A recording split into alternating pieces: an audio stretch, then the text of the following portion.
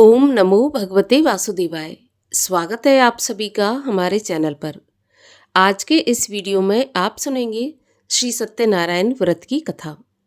पूर्णिमा के दिन किया जाने वाला श्री सत्यनारायण का व्रत सभी प्रकार की मनोकामनाओं को पूर्ण करने वाला है। अगर व्रत नहीं भी कर सकते तो भी कथा तो अवश्य सुननी चाहिए। कथा सुनने मात्र से ही भगवान श्री सत्यनारायण की कृपा प्राप्त होती है और सभी प्रकार के कष्ट दूर होकर जीवन में सुख और शांति की स्थापना होती है।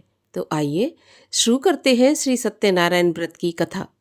लेकिन कथा आरंभ करने से पहले आपसे एक ही आग्रह है, अगर अभी तक आपने चैनल को सब्सक्राइब नहीं किया है, पहली बार चैनल पर आए हैं तो चैनल को सब्सक्राइब करके बेल आइकन पर क्लिक कर लीजिए और अगर कथा पसंद आती है तो लाइक करके औरों को भी शेयर करिए। तो आइए शुरू करते हैं श्री सत्यनारायण व्रत की कथा। बोलिए सत्यनारायण भगवान की जय। श्री सत्यनारायण व्रत कथा। प्रथम अध्याय। एक समय नैमिषारण्य तीर्थ में शौनक आदि 88,000 ऋषियों ने श्री सूत जी से पूछा, हे प्रभु, इस कलयुग में वेद विद्या रहित मनुष्यों को प्रभु भक्ति किस प्रकार मिलेगी तथा उनका उद्धार कैसे होगा? इसलिए हे मुनि श्रेष्ठ, कोई ऐसा तप कहिए जिससे थोड़े समय में पुण्य प्राप्त हो और मनवांछित फल मिले। वह कथा सुनने की हमारी इच्छा है। सर्वशास्त्र ज्ञाता श्री सूत जी बोले, हे वैष्णवों में पूज्य, आप सबने सर्व प्राणियों के हित की बात पूछी है। अब मैं उस श्रेष्ठ व्रत को आप लोगों से कहूँगा जिस व्रत को नारद जी ने लक्ष्मी नारायण से पूछा था और श्री लक्ष्मीपति ने मुनि श्रेष्ठ नारद से कहा था। सो ध्यानपूर्वक सुनो। एक समय योगी राज नारद जी दूसरों के हित की इच्छा से अनेक लोकों में घूमते हुए मृत्यु लोक में आ पहुँचे। वहाँ बहुत से योनियों में जन्मे हुए प्रायः सभी मनुष्यों को अपने कर्मों के द्वारा अनेक दुखों से पीड़ित देखकर सोचा कि किस यत्न के करने से निश्चय ही इनके दुखों का नाश हो सकेगा। ऐसा मन में सोचकर विष्णु लोक को गए। वहाँ श्वेत वर्ण और 4 भुजाओं वाले देवों के ईश नारायण को, जिनके हाथों में शंख, चक्र, गदा और पद्म थे तथा वरमाला पहने हुए थे, देखकर स्तुति करने लगे। हे भगवान, आप अत्यंत शक्ति से संपन्न हैं। मन तथा वाणी भी आपको नहीं पा सकती। आपका आदि, मध्य और अंत नहीं है। निर्गुण स्वरूप सृष्टि के कारणभूत और भक्तों के दुखों को नष्ट करने वाले हो। आपको मेरा नमस्कार है। नारद जी से इस प्रकार की स्तुति सुनकर विष्णु भगवान बोले, हे मुनि श्रेष्ठ, आपके मन में क्या है? आपका यहाँ किस काम के लिए आगमन हुआ है? सो निसंकोच कहिए। नारद मुनि बोले, मृत्युलोक में सभी मनुष्य जो अनेक योनियों में पैदा हुए हैं, अपने अपने कर्मों के द्वारा अनेक प्रकार के दुखों से दुखी हो रहे हैं। हे नाथ, मुझ पर दया रखते हुए ये बताइए कि उन मनुष्यों के सब दुख थोड़े से ही प्रयत्न से कैसे दूर हो सकते हैं? तब श्री भगवान बोले, नारद, मनुष्यों की भलाई के लिए तुमने बहुत अच्छी बात पूछी है। जिस काम के करने से मनुष्य मोह से छूट जाता है वह मैं तुम्हें बताता हूँ। सुनो, बहुत पुण्य देने वाला स्वर्ग तथा मनुष्य लोक दोनों में दुर्लभ एक उत्तम व्रत है। आज मैं प्रेमवश होकर तुमसे कहता हूँ। श्री सत्यनारायण का यह व्रत अच्छी तरह विधान पूर्वक करके मनुष्य तुरंत ही यहाँ सुख भोग कर मरने के बाद मोक्ष को प्राप्त होता है। श्री भगवान के वचन सुनकर नारद बोले, उस व्रत का क्या फल है, क्या विधान है और किसने ये व्रत किया और किस दिन यह व्रत करना चाहिए, सो आप मुझे विस्तार से कहिए। भगवान बोले, दुख शोक आदि को दूर करने वाला, धन धान्य को बढ़ाने वाला, सौभाग्य तथा संतान को देने वाला यह व्रत सब स्थानों पर विजय कराने वाला है। भक्ति और श्रद्धा के साथ किसी भी दिन मनुष्य श्री सत्यनारायण की शाम के समय ब्राह्मणों और बंधुओं के साथ धर्म परायण होकर पूजा करे। भक्ति भाव से नैवेद्य, केले के फल, घी, दूध और गेहूं का चूर्ण सवाया लेवे। गेहूं के अभाव में साठी का चूर्ण, शक्कर तथा गुड़ लें और सब भक्षण योग्य पदार्थ जमा करके भगवान को अर्पण कर देवें तथा बंधुओं सहित ब्राह्मणों को भोजन करावें। तत्पश्चात स्वयं भोजन करें। नृत्य, गीत आदि का आचरण कर श्री सत्यनारायण भगवान को स्मरण करता हुआ समय व्यतीत करें। इस तरह व्रत करने पर मनुष्यों की इच्छा निश्चय ही पूरी होगी। विशेषकर कली काल में भूमि पर यही मोक्ष का सरल उपाय है। प्रथम अध्याय समाप्त हुआ। द्वितीय अध्याय। सूत जी बोले, ऋषियों, जिसने पहले समय में इस व्रत को किया है उसका इतिहास कहता हूँ, सो ध्यान से सुनो। सुंदर काशीपुरी नगरी में एक अति निर्धन ब्राह्मण रहता था। वह भूख प्यास से बेचैन हुआ नित्य ही पृथ्वी पर घूमता था। ब्राह्मणों से प्रेम करने वाले भगवान ने ब्राह्मण को दुखी देखकर बूढ़े ब्राह्मण का रूप धर उसके पास जाकर आदर के साथ पूछा कि हे ब्राह्मण, नित्य दुखी पृथ्वी पर क्यों घूमता है? हे श्रेष्ठ ब्राह्मण, यह सब मुझे बताओ, मैं सुनना चाहता हूँ। तब ब्राह्मण बोला कि मैं बहुत निर्धन ब्राह्मण हूँ, भिक्षा के लिए पृथ्वी पर घूमता हूँ। हे भगवान, यदि आप इसका उपाय जानते हो तो कृपा करके बताइए। बूढ़ा ब्राह्मण बोला कि सत्यनारायण भगवान मनोवांछित फल देने वाले हैं, इसलिए हे ब्राह्मण, तू उनका पूजन कर, जिसके करने से मनुष्य सभी दुखों से मुक्त होता है। ब्राह्मण को व्रत का सारा विधान बताकर बूढ़े ब्राह्मण का रूप धारण करने वाले श्री सत्यनारायण भगवान अंतर्ध्यान हो गए। जिस व्रत को बूढ़े ब्राह्मण ने बताया है मैं उसको करूँगा, ऐसा निश्चय करने पर उसे रात में नींद नहीं आई। वह सवेरे ही उठा, श्री सत्यनारायण भगवान के व्रत का निश्चय कर भिक्षा के लिए चल पड़ा। उस दिन उसको भिक्षा में बहुत सारा धन मिला, जिससे बंधु बांधवों के साथ उसने श्री सत्यनारायण भगवान का व्रत किया। इसके करने से वह ब्राह्मण सभी दुखों से छूटकर अनेक प्रकार की संपत्तियों से युक्त हुआ। उस समय से वह ब्राह्मण हर महीने व्रत करने लगा। इस तरह श्री सत्यनारायण भगवान के व्रत को जो करेगा वह सभी पापों से छूटकर मोक्ष को प्राप्त होगा। आगे जो पृथ्वी पर सत्यनारायण का व्रत करेगा मनुष्य वह सभी दुखों से छूट जाएगा। इस तरह नारद जी ने नारायण का कहा हुआ यह व्रत तुमसे कहा। हे ब्राह्मणों, मैं अब और क्या कहूँ? ऋषि बोले, हे मुनीश्वर, संसार में इस ब्राह्मण से सुनकर और किस किस ने इस व्रत को किया और हम ये सुनना चाहते हैं, इसके लिए हमारे मन में श्रद्धा है। सूत जी बोले, हे ब्राह्मण मुनियों, जिसने इस व्रत को किया है वह सब सुनो। एक समय एक ब्राह्मण धन और ऐश्वर्य के अनुसार बंधु बांधवों के साथ व्रत करने को तैयार हुआ। उसी समय एक लकड़ी बेचने वाला लकड़हारा बूढ़ा आदमी आया और बाहर आकर लकड़ियों को रखकर ब्राह्मण के मकान में गया। प्यास से दुखी लकड़हारा उनको व्रत करते देखकर ब्राह्मण को नमस्कार करके कहने लगा कि आप ये क्या कर रहे हैं और इसके करने से क्या फल मिलता है, कृपा करके मुझे बताइए। तो ब्राह्मण ने कहा, सभी मनोकामनाओं को पूरा करने वाला यह श्री सत्यनारायण भगवान का व्रत है। इसकी ही कृपा से मेरे यहाँ धन धान्य आदि की वृद्धि हुई है। ब्राह्मण से इस व्रत के बारे में सारी जानकारी प्राप्त करके लकड़हारा बहुत प्रसन्न हुआ। चरणामृत ले और प्रसाद खाने के बाद अपने घर को गया। लकड़हारे ने मन में इस प्रकार का संकल्प किया कि आज गांव में लकड़ी बेचने से जो धन मिलेगा उसी से श्री सत्यनारायण देव का उत्तम व्रत करूंगा। ऐसा मन में विचार कर बूढ़ा ब्राह्मण लकड़ियां अपने सिर पर रखकर जिस नगर में धनवान लोग रहते थे वह ऐसे सुंदर नगर में गया। उस दिन वहां पर उन लकड़ियों का दाम पहले दिनों से चौगुना मिला। तब वह बूढ़ा लकड़हारा दाम लेकर और अति प्रसन्न होकर पके केले की फली, शक्कर, घी, दूध, दही और गेहूं का चूर्ण इत्यादि श्री सत्यनारायण देव के व्रत की कुल सामग्रियों को लेकर अपने घर आया। फिर उसने अपने भाइयों को बुलाकर विधि विधान के साथ भगवान जी का पूजन और व्रत किया। उस व्रत के प्रभाव से बूढ़ा लकड़हारा धन, पुत्र आदि से संपन्न हुआ और संसार के समस्त सुख भोग कर वैकुंठ को प्राप्त हुआ। दूसरा अध्याय समाप्त हुआ। तृतीय अध्याय। सूत जी बोले, हे मुनियों, अब आगे की कथा कहता हूँ सो सुनो।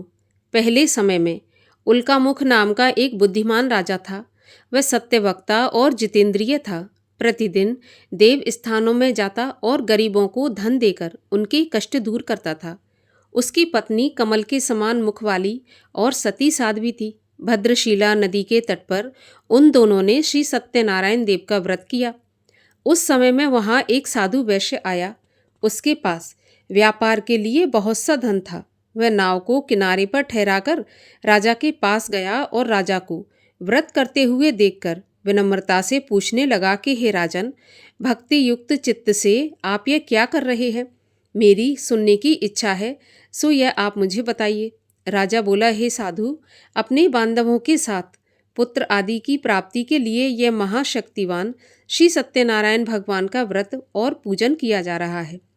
राजा के वचन सुनकर साधु आदर के साथ बोला, हे राजन, मुझे इसका विधान बताएं। मैं भी आपके कथन के अनुसार इस व्रत को करूँगा, क्योंकि मेरे भी कोई संतान नहीं है और इससे निश्चय ही मुझे संतान की प्राप्ति होगी। राजा से सारा विधान सुन व्यापार से निवृत्त हो वह आनंद के साथ अपने घर गया। साधु ने अपनी स्त्री से संतान देने वाले उस उत्तम व्रत का समाचार सुनाया और कहा कि जब मेरी संतान होगी तब मैं इस व्रत को करूँगा। साधु ने ऐसे वचन अपनी स्त्री लीलावती से कहे। एक दिन उसकी स्त्री लीलावती पति के साथ आनंदित हो सांसारिक धर्म में प्रवृत्त होकर भगवान सत्यनारायण की कृपा से गर्भवती हो गई और 10वें महीने उसके गर्भ से एक सुंदर कन्या का जन्म हुआ। दिनों दिन वह कन्या इस तरह बढ़ने लगी जैसे कि शुक्ल पक्ष का चंद्रमा बढ़ता है। कन्या का नाम कलावती रखा गया। तब लीलावती ने बड़े ही मीठे शब्दों में अपने पति से कहा कि हे नाथ, आपने जो संकल्प किया था कि भगवान का व्रत करूँगा, अब आप उसे करिए। साधु बोला, हे प्रिय, मैं इस व्रत को कलावती के विवाह पर करूँगा। इस प्रकार अपनी पत्नी को आश्वासन देकर वह नगर को चला गया। कलावती पिता के घर में बड़ी हो गई।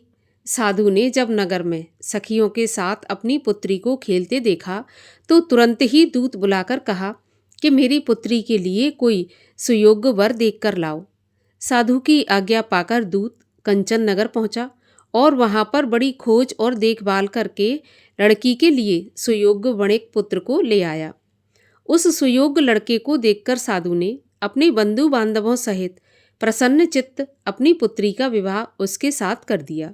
किंतु दुर्भाग्य से विवाह के समय भी वह उस व्रत को करना भूल गया।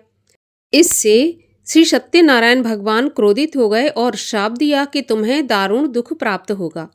अपने कार्य में कुशल साधु बनिया अपने दामाद सहित समुद्र के पास स्थित रत्नपुर नगर में गया और वहां दोनों ससुर दामाद चंद्रकेतु राजा के उस नगर में व्यापार करने लगे। एक दिन भगवान श्री सत्यनारायण की माया से प्रेरित कोई चोर राजा का धन चुराकर भागा जा रहा था, किंतु अपने पीछे राजा के दूतों को आता देखकर चोर ने घबराकर भागते हुए राजा के धन को वहीं पर चुपचाप रख दिया जहां वे दोनों ससुर जमाई ठहरे हुए थे। जब दूतों ने उस साधु वैश्य के पास राजा के धन को रखा देखा तो वे दोनों को बांधकर ले गए और बड़ी प्रसन्नता से दौड़ते हुए राजा के पास जाकर बोले, महाराज, ये 2 चोर हम पकड़कर लाए हैं। इन्हें देखकर आप आज्ञा दें कि इनके साथ क्या करें। तब राजा की आज्ञा से उनको कठिन कारावास में डाल दिया गया और उनका सारा धन छीन लिया। श्री सत्यनारायण भगवान के श्राप द्वारा उनकी पत्नी भी घर पर बहुत दुखी हुई और घर पर जो कुछ धन रखा था उसे चोर चुरा कर ले गए।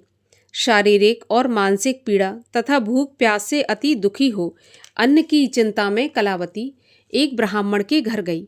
वहां उसने श्री सत्यनारायण भगवान का व्रत होते देखा। फिर कथा सुनी और प्रसाद ग्रहण करके रात को घर आई तो माता ने कलावती से पूछा, पुत्री, तुम इतनी देर तक कहाँ थी? कलावती बोली, माँ, मैंने एक ब्राह्मण के घर श्री सत्यनारायण भगवान का व्रत होते देखा है। कन्या के वचन सुनकर लीलावती भगवान के पूजन की तैयारी करने लगी। लीलावती ने परिवार और बंधुओं के सहित श्री सत्यनारायण भगवान का पूजन किया और वह वर मांगा कि मेरे पति और दामाद शीघ्र ही घर आ जाएं। साथ ही प्रार्थना की कि हम सबका अपराध क्षमा करो।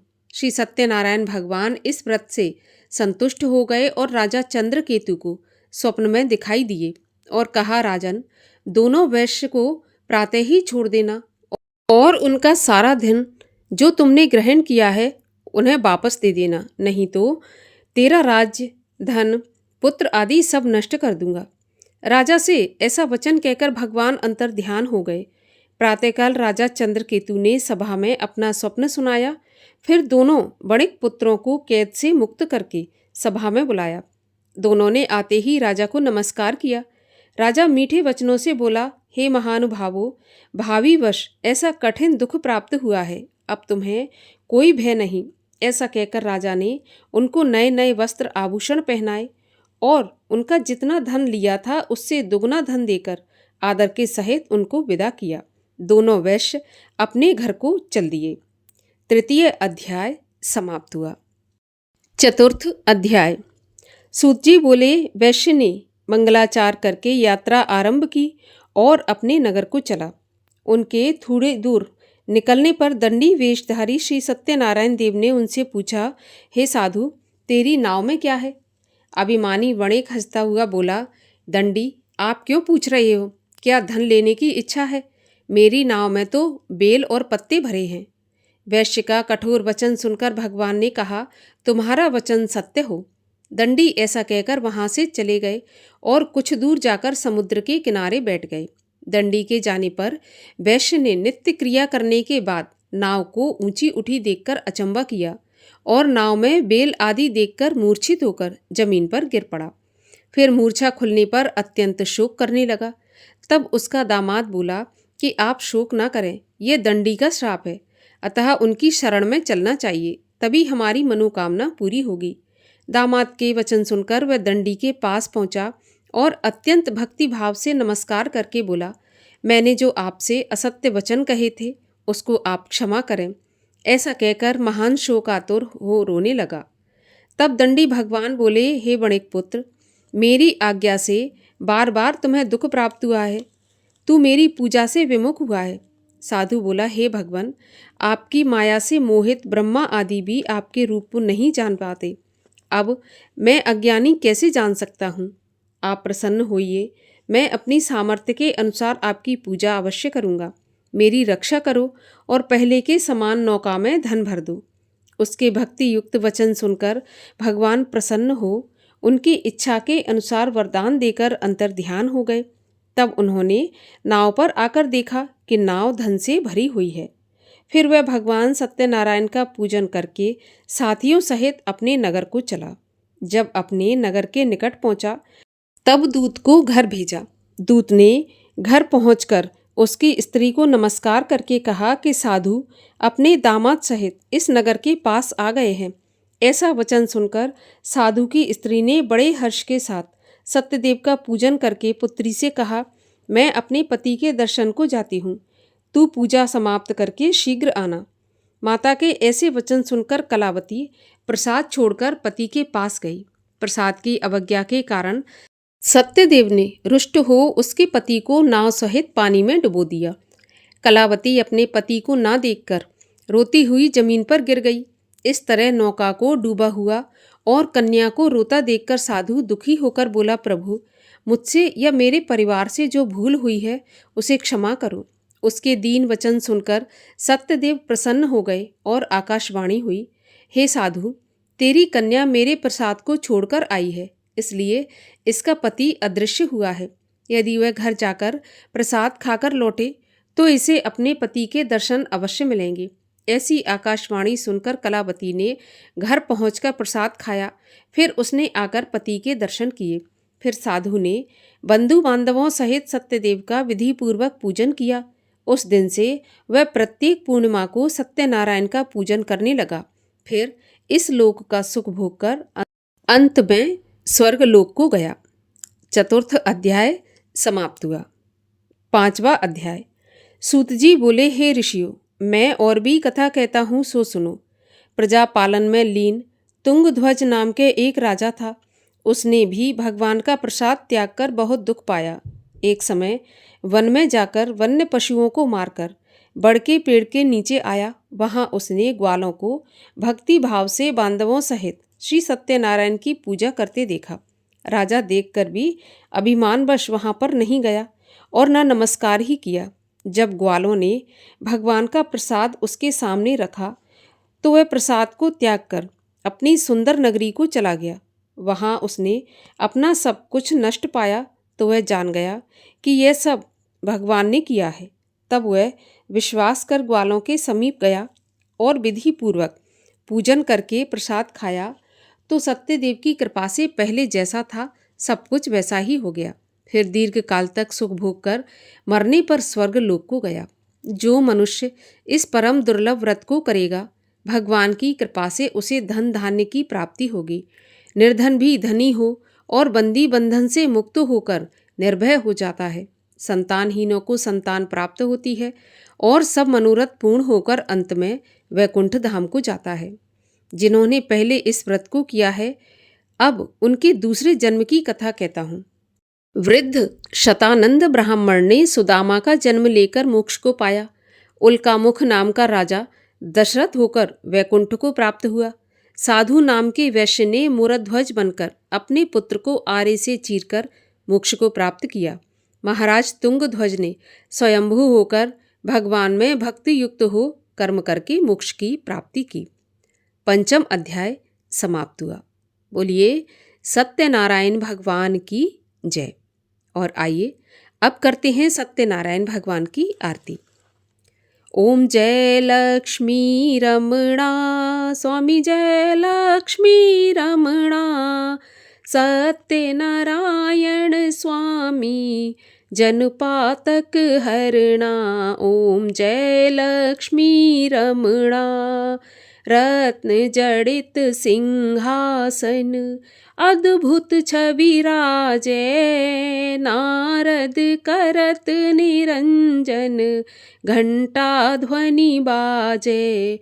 ओम जय लक्ष्मी रमणा, प्रकट भये कलि कारण, द्विज को दर्श दियो, बूढ़ा ब्राह्मण बन कर कंचन महल कियो। ओम जय लक्ष्मी रमणा, दुर्बल भील कराल, इन पर कृपा करी, चंद्रचूड़ एक राजा, तिनकी विपत्ति हरी। ओम जय लक्ष्मी रमणा, वैश्य मनोरथ पायो, श्रद्धा तज दीनी, सो फल भोग्यो प्रभु जी, फिर स्तुत कीन्ही। ओम जय लक्ष्मी रमणा, भक्ति भाव के कारण, क्षण क्षण रूप धर्यो, श्रद्धा धारण कीनी, तिनको काज सर्यो। ओम जय लक्ष्मी रमणा, ग्वाल बाल संग राजा, वन में भक्ति करी, मन वांछित फल दीना, दीन दयाल हरि। ओम जय लक्ष्मी रमणा, चढ़त प्रसाद सवाया, कदली फल मेवा, धूप दीप तुलसी से, राजी सत्य देवा। ओम जय लक्ष्मी रमणा, सत्यनारायण जी की आरती जो कोई जन गावे, कहत शिवानंद स्वामी, इच्छित फल पावे। ओम जय लक्ष्मी रमणा। बोलिए लक्ष्मी नारायण भगवान की जय।